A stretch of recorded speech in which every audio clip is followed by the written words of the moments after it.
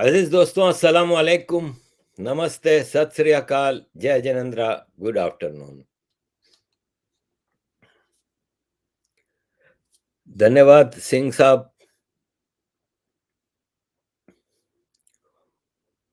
उमाकांत भालेराव जी, क्या आपको लगता है यूएसएसआर वापस आएगा? नहीं भाई। पुतिन ने अभी अफ्रीकन कॉन्फ्रेंस में साफ कहा है कि हम कॉलोनियल पावर नहीं है, ना हम कॉलोनाइजेशन पे बिलीव करते हैं।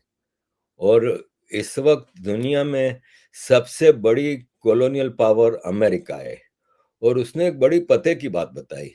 इसने कहा कल तक जो पूरी दुनिया को कॉलोनी बना के बैठे थे यूरोप, वो आज अमेरिका की कॉलोनी है। वो अमेरिका की मर्जी के बगैर हिल भी नहीं सकते। जो अमेरिका कहता है उनको करना पड़ता है और वो कर रहे हैं। तो वाकई हकीकत तो यही है कि वो यूरोप जो कि पूरी दुनिया में कॉलोनियल पावर था, पूरी दुनिया पे उसका कब्जा था, उसको अब अमेरिका ने कॉलोनाइज कर लिया है। लेकिन यूएसएसआर की वापसी नहीं होगी। हर्ष श्री जी नमस्कार। क्या कर्नाटका लॉस और मणिपुर राइट्स के बाद 300 प्लस निकलेगी बीजेपी या अपोजिशन आ रहा है?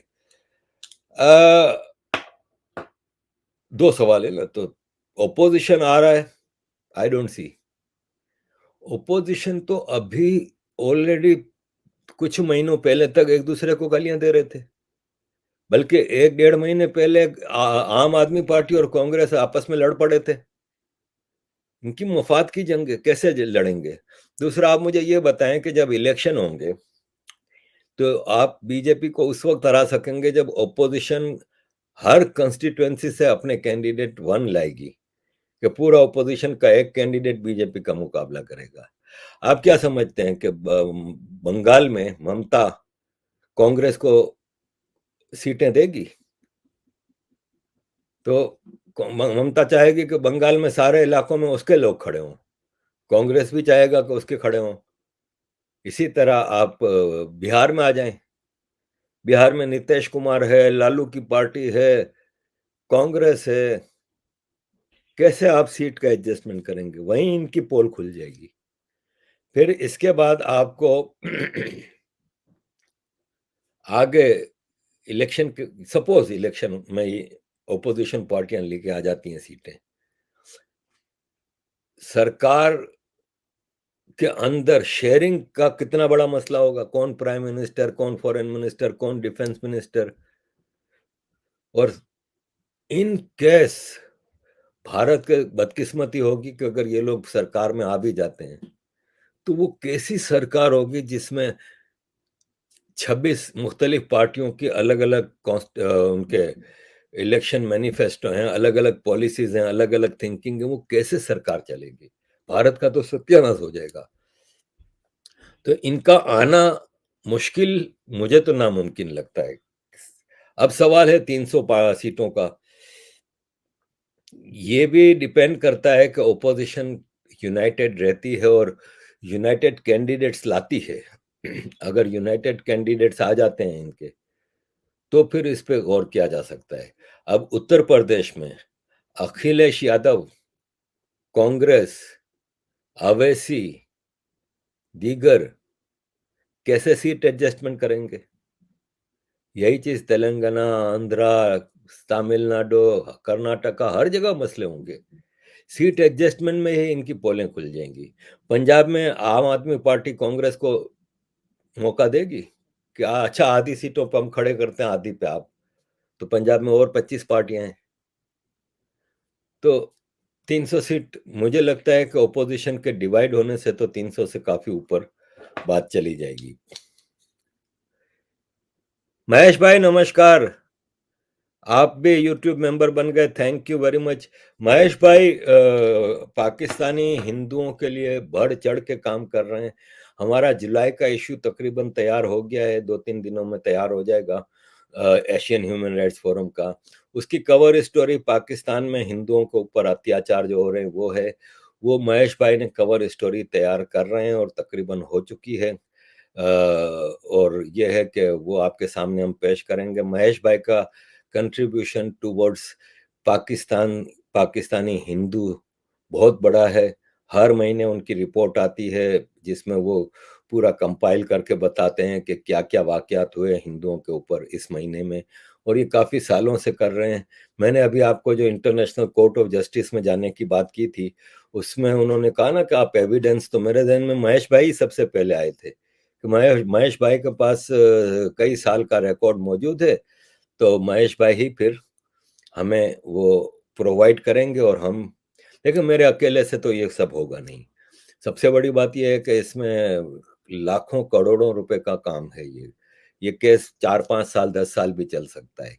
लेकिन अगर हमें पाकिस्तान को मजबूर करना है कि हिंदू के साथ सलूक बेहतर करे और जस्टिस वहाँ पे एक्शन ले, तो फिर ये सब करना होगा। उसमें ज़ाहिर है आप सबका कंट्रीब्यूशन होगा और हम उसमें फिर कॉरपोरेट सेक्टर को लाने की कोशिश करेंगे, क्योंकि भारत सरकार तो इन चीज़ों में नहीं पड़ती। हम फिर कुछ कॉरपोरेट से रिक्वेस्ट करेंगे कि वो हमारी मदद करे, तो लेट्स सी। पहले तो स्टार्टिंग में ही 10-20 लाख रुपया चाहिए वकील का। इस सिलसिले में भी मैंने सोचा था, हमारे वो क्या नाम है जो जिन्होंने अयोध्या का केस जीता था और उनके बेटे ने अभी ज्ञान वापी वाला केस, उनसे भी मैं कांटेक्ट करने की कोशिश करूंगा। हमें कोई तगड़े वकील चाहिए। दूसरा, हमारे राज्यसभा के मेंबर हैं महेश जेठमलानी, शायद वो सिंधी भी हैं ओरिजिनली। तो मैं कोशिश कर रहा हूँ, अभी इस पे टाइम चाहिए होता है बहुत ज़्यादा, तो मैं कोशिश कर रहा हूँ इस पे पूरा एक केस तैयार करके, मैं बड़े लोगों को इन्वॉल्व करके हम इंटरनेशनल कोर्ट ऑफ जस्टिस में पाकिस्तान के खिलाफ जाएंगे। और उसमें अगर हमारे साथ बलोच और पख्तून भी शामिल हो जाते हैं, तो हम पूरा एक पाकिस्तान के खिलाफ एक केस लेके जा सकते हैं। कल्याण भाई नमस्कार। Sir, India provide Pinaka rocket barrel launchers to Armenia for fill up the power gap. Pakistan deeply engaged in Nagorno-Karabakh region on behalf of Azerbaijan. तुर्की पाकिस्तान अलाइन इन कॉन्फ्लिक्ट। जी भाई, ये तो पुरानी बात है। मतलब पुरानी से मतलब अभी तक ये कॉन्फ्लिक्ट तो आर्मेनिया, जॉर्जिया और अजरबैजान के बीच में है, जिसमें अजरबैजान ज़्यादातर कामयाब रहता है। इसकी वजह यह है कि अजरबैजान को पाकिस्तान और तुर्की की बहुत सपोर्ट है, और उसमें तुर्की तो बॉर्डरिंग कंट्री है, तो तुर्की बॉर्डर के साथ होने का फ़ायदा उठा के मदद करता है। दूसरा वेस्ट है ना, अमेरिका और वेस्ट का उसमें इतना इंटरेस्ट है नहीं। इसीलिए आर्मेनिया और जॉर्जिया को वेस्ट सपोर्ट नहीं कर रहा हथियारों के सिलसिले में और फाइनेंशियली और दीगर चीज़ों में। तो इसलिए ये है कि मैं समझता हूँ कि ये कॉन्फ्लिक्ट है जो कि ज़िंदा है और ज़िंदा रहेगा, और इस रीजन में यूक्रेन रशिया वार भी चल रही है। जैसे कि मैंने आपको शुरू में बताया कि वर्ल्ड वार के चांसेस हैं कि एशिया तक ले आए, तो फिर ये इलाका भी जंग की लपेट में आएगा।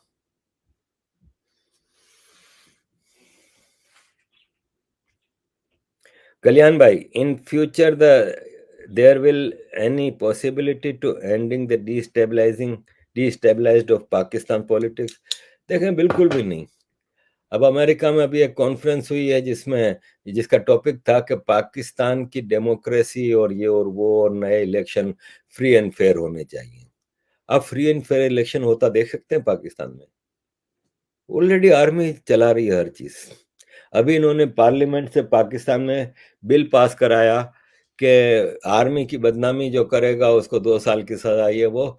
और जो आर्मी ऑफिसर सेंसिटिव पोस्ट पे है, यानी वो आर्मी चीफ है या आईएसआई चीफ है या फलां जनरल है और फलां जनरल है, वो रिटायरमेंट के 5 साल बाद तक पॉलिटिक्स नहीं कर सकता।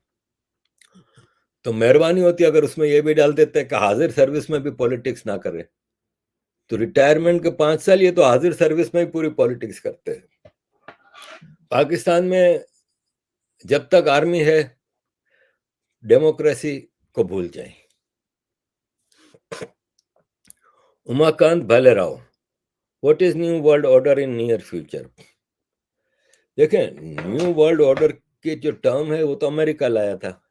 जब अमेरिका सोल सुपर पावर बन गया था सोवियत यूनियन के टूटने के बाद, तो अमेरिका ने पूरी दुनिया में अपना एक सिस्टम लागू कराया, जैसे कि कॉलोनियल पावर्स करती हैं, और उसको न्यू वर्ल्ड ऑर्डर का नाम दिया, और वो वर्ल्ड ऑर्डर पूरी दुनिया के लिए इन्होंने नाफिज कर दिया कि अब ये होगा वो होगा, लेकिन वो न्यू वर्ल्ड ऑर्डर चला नहीं इतना। इस न्यू वर्ल्ड ऑर्डर के नतीजे में ही लीबिया, इराक, सीरिया पे हमले हुए और कई जंगें लड़ी गई, लेकिन अब पावर सेंटर्स बदल गए हैं। अगर आप बड़ी पावर्स की बात करें तो दुनिया में इस वक्त 4 बड़ी पावर्स हैं, economic and military. America, Russia, China, India, जिसमें इंडिया ज्यादातर न्यूट्रल रहता है। इंडिया अभी तक किसी ब्लॉक में नहीं, लेकिन चाइना रशिया एक तरफ है। China huge economic power, Russia and China huge military powers.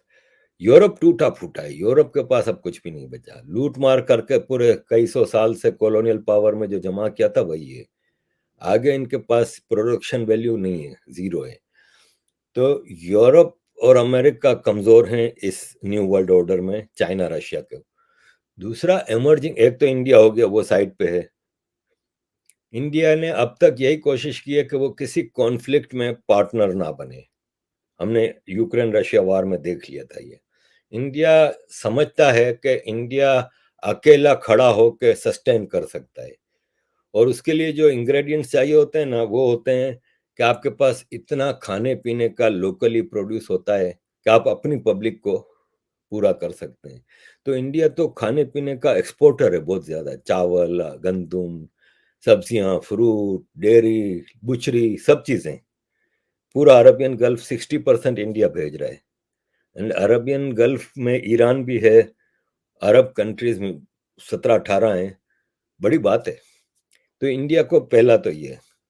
दूसरा टेक्नोलॉजी, दूसरे कपड़े लत्ते चीजें, आम आदमी की जरूरियत सब इंडिया प्रोड्यूस करता है। सिर्फ एनर्जी रिसोर्सेज पे इंडिया को बाहर डिपेंड करना पड़ता है। तो आजकल एनर्जी रिसोर्सेज के कई रास्ते हैं, ठीक है। एक है दूसरा सेकंड लेवल की पावर्स, जैसे सऊदी अरब एनर्जी रिसोर्सेज में बहुत बड़ी पावर है। अफ्रीका में चले जाएं तो South Africa, Nigeria, Libya, Egypt,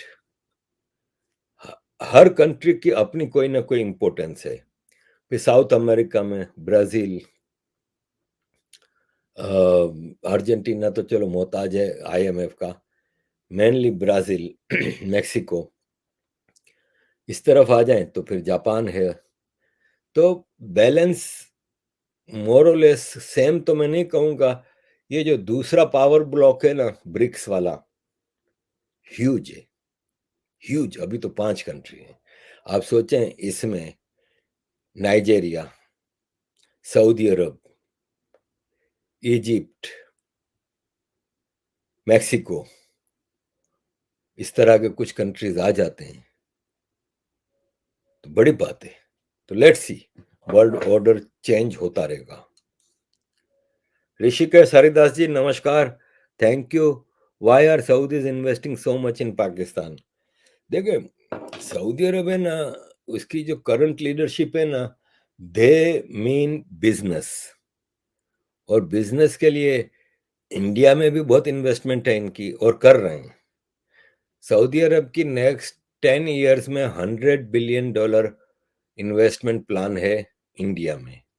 जबकि पाकिस्तान में इनकी इन्वेस्टमेंट अभी $10 बिलियन की रिफाइनरी की है। और पाकिस्तान में जैसे सीपेक की इन्वेस्टमेंट थी, वैसी इन्वेस्टमेंट होती है, क्योंकि पाकिस्तान मोहताज मुल्क है ना। अब सीपेक की इन्वेस्टमेंट में आपने देखा कि आम आदमी को क्या मिला। आम पाकिस्तानी की तकदीर, अगर आप आज से 10 साल पहले जब सीपेक शुरू हुआ था, तो 10 साल पहले वाला Pakistan was in much better economic and political situation than today. तो सीपेक का इतनी 30-40 बिलियन डॉलर के आने का पाकिस्तान को क्या फायदा हुआ?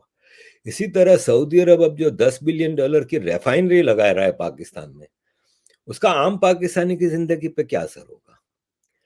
देखें, रेफाइनरी ऑयल रिफाइन करने के लिए उस रिफाइनरी का टोटल कंट्रोल सऊदी अरब का होगा। सऊदी अरब अपना पेट्रोल सऊदी अरब में रिफाइन करता है, वहां यहां भी करेगा। ग्वादर में लगा रहा है तो ग्वादर बहुत करीब है, सऊदी अरब से शिप आएंगे, इधर ऑयल रिफाइनरी में रिफाइन होगा, पूरी दुनिया में एक्सपोर्ट होगा। सऊदी अरब 100% उसकी इक्विटी ले रहा है। प्रॉफिट पूरा सऊदी अरब लेगा। पाकिस्तान को क्या मिलेगा? कोई खास फायदा नहीं, सिवाय इसके कि आर्मी और पॉलिटिशियन के कुछ जेब भर जाएंगे रिश्वतों में। तो नहीं, इसका कोई फायदा नहीं है। सऊदी अरब बिजनेस कर रहा है, इसका पाकिस्तान को कोई फायदा नहीं। इंडिया में इन्वेस्टमेंट के क्राइटेरिया ही डिफरेंट होते हैं। पाकिस्तान मोहताज मुल्क है, इसलिए सऊदी अरब फायदा उठा रहा है। मुरली राव जी धन्यवाद।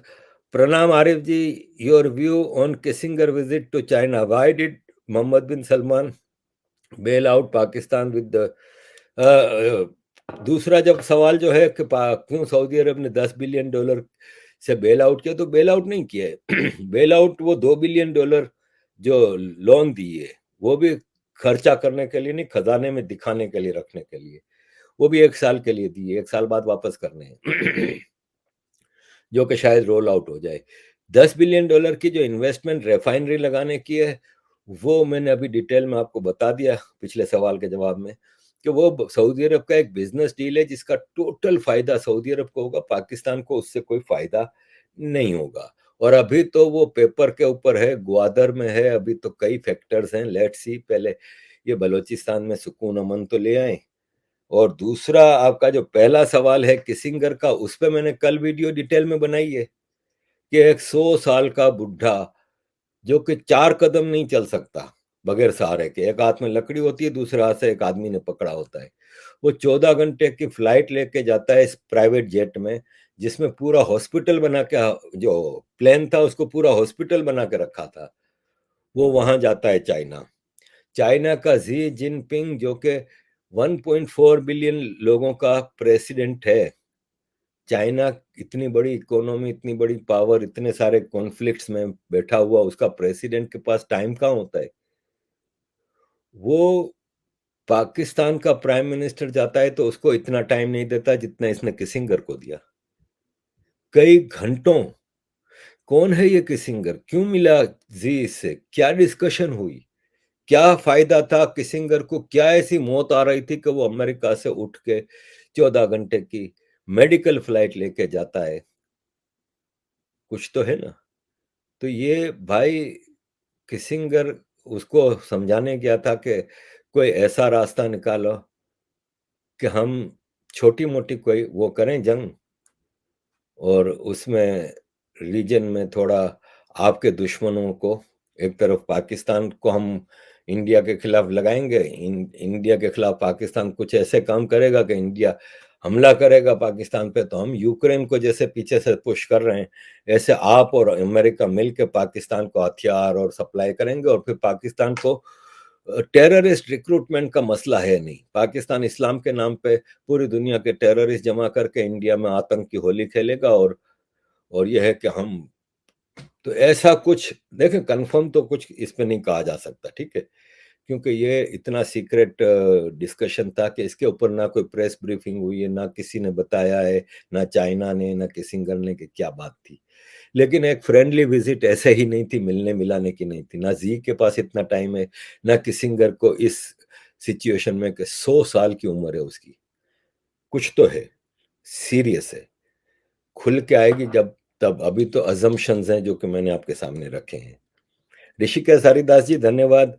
Hard and analyst say that demonetization of India affected Pakistani economy. Your thoughts on informal Pakistan economy? जी जी बिल्कुल। देखें, पाकिस्तान का सबसे ज्यादा इन्वेस्टमेंट है ना इंडिया में, टेररिज्म के ऊपर है, इंडिया में प्रॉक्सीज चलाने पे। उनको पेमेंट पाकिस्तान ऐसे करता था कि पाकिस्तान ने इंडिया की करेंसी के छापने के पूरे पूरे मशीन लगाए हुए थे। और जम्मू एंड कश्मीर में सबसे ज्यादा लोगों के कमरे में नोट भरे होते थे। वो ऐसी जबरदस्त नकली नोट थे कि पता ही नहीं चलता था। पूरे इंडिया में पाकिस्तान ने नोट फैलाए हुए थे। वो नोटबंदी का नुकसान ये हुआ कि जिनके पास कमरा भर भर के नोट पड़े हुए थे वो जाया हो गए। दूसरा ये था कि एक मिसाल है कि एक टेरर टेरर नेटवर्क को आप ले लें, कि एक आदमी है जो मेन आईएसआई से डील कर रहा है और पाकिस्तान से उसको पैसे आ रहे हैं। वो 10 टेररिस्टों को एक्टिवेट किया हुआ है कि तुम ये करो, ये करो, वो करो, वो उनको पेमेंटें करता है हर महीने या प्रोजेक्ट वाइज। वो सारा रुक गया ना, क्योंकि अब उसके पास पैसा ही नहीं है। वो पुराने नोट तो दे नहीं सकता जो नकली इसके पास भर भर के पड़े हैं। दूसरा ये है कि आगे के प्रोजेक्ट सारे खत्म हो गए। पाकिस्तान का जो भारत में प्रॉक्सीज का सिस्टम था, आप देखें कि डीमोनेटाइजेशन हुआ, इसके बाद भारत में टेररिज्म रुक गया था। अचानक ऐसा क्या हुआ कि टेररिज्म रुक गया? फाइनेंसिंग खत्म हो गई। तो जी, डीमोनेटाइजेशन का सबसे ज्यादा पाकिस्तान को नुकसान होता है। Munam, sir, what are opinion on occupied Balochistan and occupied Sindhu Desh के, या दोनों नेशंस कभी आजाद भी हो पाएंगे या नहीं? देखें, बीइंग ए फ्रॉम सिंध, मैं तो सिंधु देश की आजादी के लिए उतावला हूं। बलोच भी है, सिंधी भी हैं, मसले बहुत हैं। सबसे बड़ी बात यह है कि इतनी बड़ी पाकिस्तान की पावर है। भले आप पाकिस्तान की इकोनॉमिक सिचुएशन कुछ भी हो, लेकिन Pakistan is a huge military power. फिर पाकिस्तान एक इंटरनेशनल खिलाड़ी है, उसकी बैक पे इंटरनेशनल पावर्स हैं। उसके खिलाफ आज़ादी की अकेले जंग लड़ना is almost a suicide which we are doing. हम वो सुसाइड कर रहे हैं रोज की बुनियाद पे, लेकिन हमने हिम्मत नहीं हारी। कोई ऐसा मौका आएगा जब इंटरनेशनल लेवल पे या भारत या कोई भी इन्वॉल्व होगा। इसकी वजह यह है कि 1948 में जब जिना गया ढाका और वहां पे उसने तकरीर की ना कि पाकिस्तान की नेशनल लैंग्वेज सिर्फ उर्दू होगी, तो बंगाली बहुत गुस्से में आए कि 55% of Pakistan population were Bengalis, और उन्होंने कहा कि हमारी जबान नहीं होगी, इसका मतलब हम कॉलोनी है तुम्हारे। वहां से बांग्लादेश बनने की रिवायत शुरू हुई। 71 में बांग्लादेश आजाद होता है। 48 से 71, 23 साल लगे।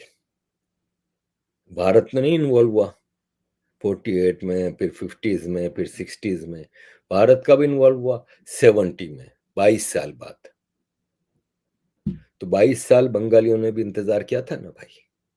हालांकि कितने इनको एडवांटेजेस थे कि एक तो वो इतना दूर था, वेस्ट पाकिस्तान से ईस्ट पाकिस्तान का जमीनी फासला 1000 मील का था। दूसरा, वो 55% थे।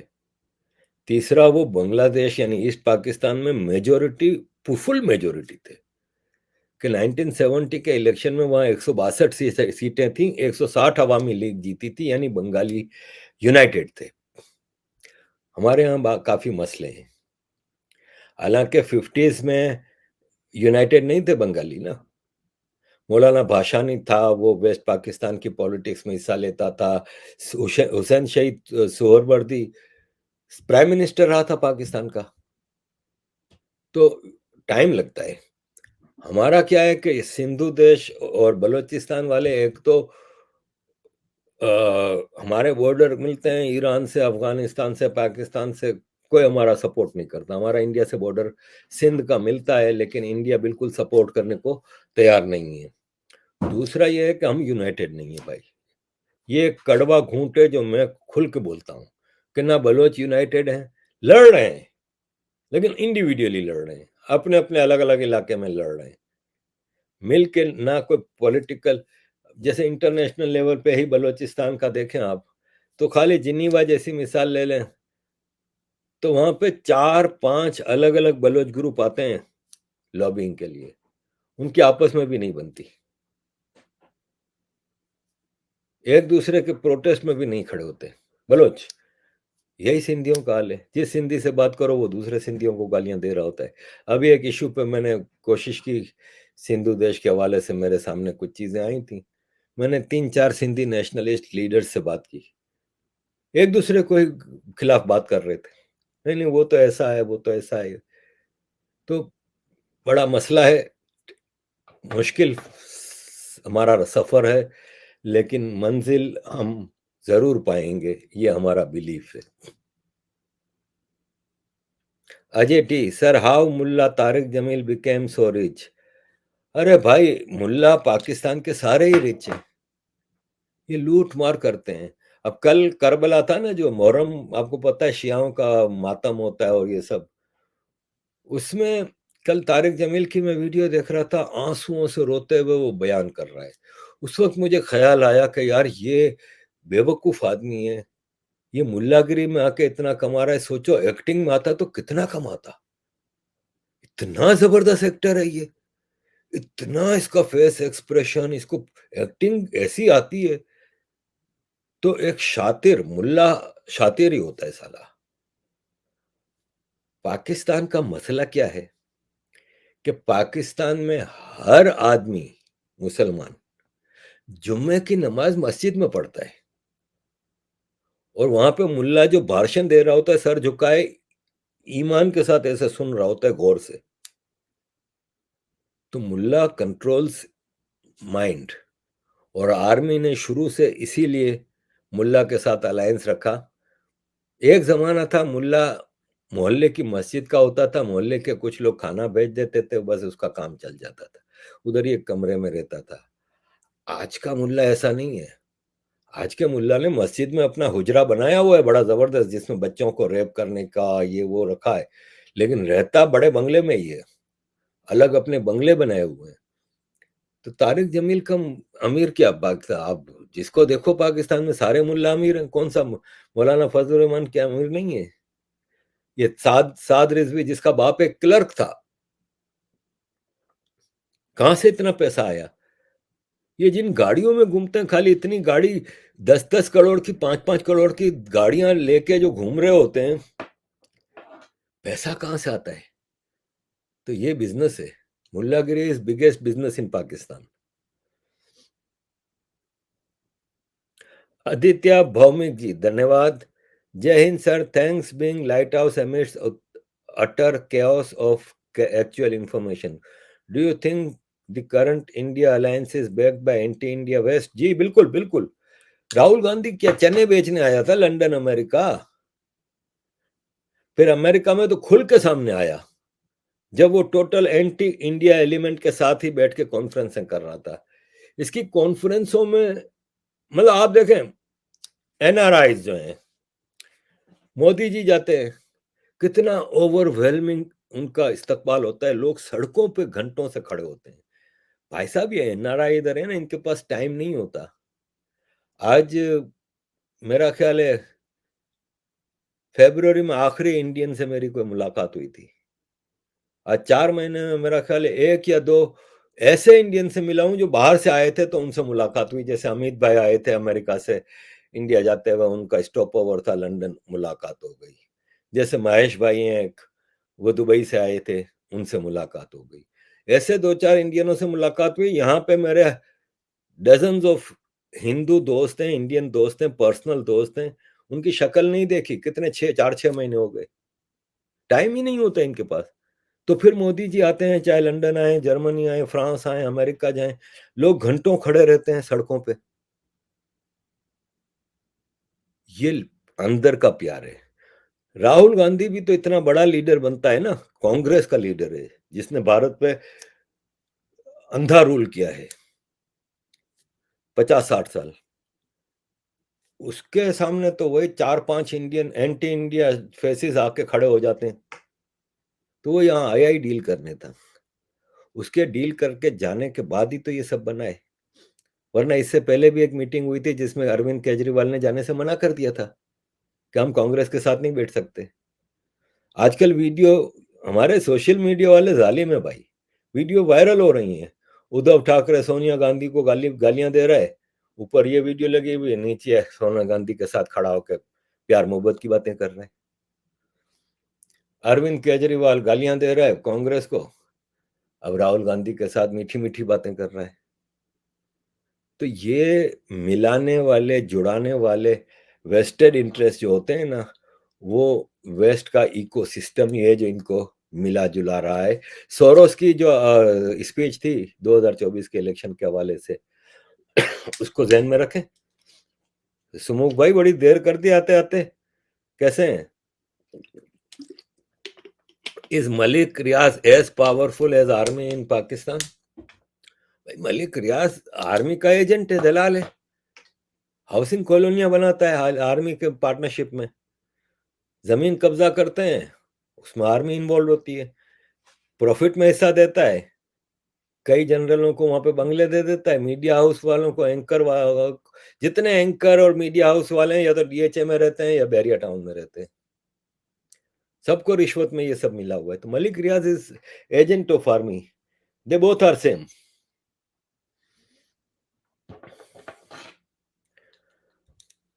अजीज दोस्तों, घंटा होने को आया तो लास्ट क्वेश्चन ले लेते हैं। हर्षश्री जी, सर टीएलपी पाकिस्तान में इतनी पावरफुल कैसे बन गई? पीटीआई और पीएमएल से भी ज्यादा सपोर्टर है इसके। देखें, टीएलपी, जरा इस पे डिटेल में जाना होगा। देखें, टीटीपी, टीएलपी, लश्कर ए तैयबा, लश्कर ए जंग भी, जैश मोहम्मद, ये सब आर्मी बनाती है, ठीक है। जितने मैंने दूसरे नाम लिए ना टीएलपी के अलावा, वो सब देवबंदी हैं। टीएलपी बरेलवी है। बरेलवी पाकिस्तान में 70% पॉपुलेशन का फिरका है। ये दावत इस्लामी वाले, इनका सबसे बड़ा हेड ऑफिस कह लें, और ये पॉलिटिक्स में, टेररिज्म में एज सच इन्वॉल्व नहीं होते थे, उनको लाया गया। इतनी बड़ी पॉपुलेशन है इनकी, ठीक है।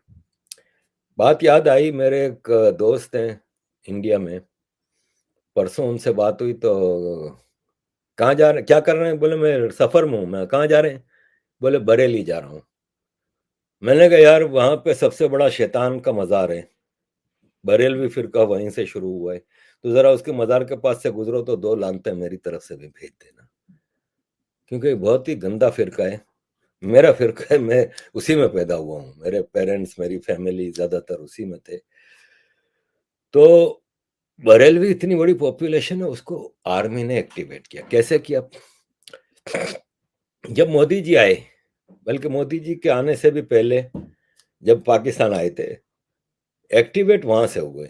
जब मोदी जी लाहौर आए थे, नवाज शरीफ प्राइम मिनिस्टर था, नवाज शरीफ को इन्होंने चैन से, किसी को भी करने नहीं देते हुकूमत, ये इमरान खान को भी लाए थे लेकिन प्रेशर ग्रुप चालू रखते हैं। तो मोदी जी जब आए तो मोदी का यार है, गद्दार है कि मूवमेंट चली थी, उस वक्त ये टीएलपी को एक्टिवेट किया था। उसमें फिर चार्ली हेब्दो के कार्टून आए फ्रांस में, तो उस पे और मुख्तलिफ इश्यूज पे टीएलपी को ये रोड्स पे लाते रहे, उससे धरने दिलवाते रहे, उससे प्रोटेस्ट करवाते रहे, ताकि जो सिटिंग गवर्नमेंट है वो प्रेशर में रहे। वहां पे इनको एक अच्छा बोलने वाला खादिम रिजवी मिल गया।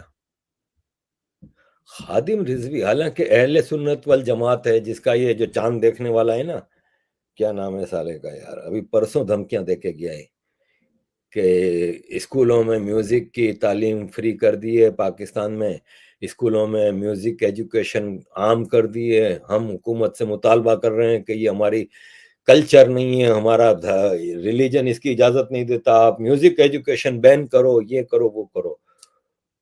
अरे क्या नाम है साला, हर चांद के ऊपर बैठा होता है, वो अहले सुन्नत वल जमात का चेयरमैन है। इस टाइप के थे जो लिमिटेड चीजें करते थे। खादिम इनके मतलब का आदमी मिल गया, जिससे तहरीक लब्बैक पाकिस्तान फ्रांस के खिलाफ, तो कभी नवाज शरीफ के खिलाफ, फिर भी इमरान खान के खिलाफ भी इसको चलाया। अब उसके बेटे में वो दम नहीं, लेकिन चूंकि टीएलपी इतना बड़ा एक ग्रुप बन चुका है कि इनके काम हो चुका है। अजीज दोस्तों, यहाँ पे हम आज का सेशन वाइंड अप करते हैं।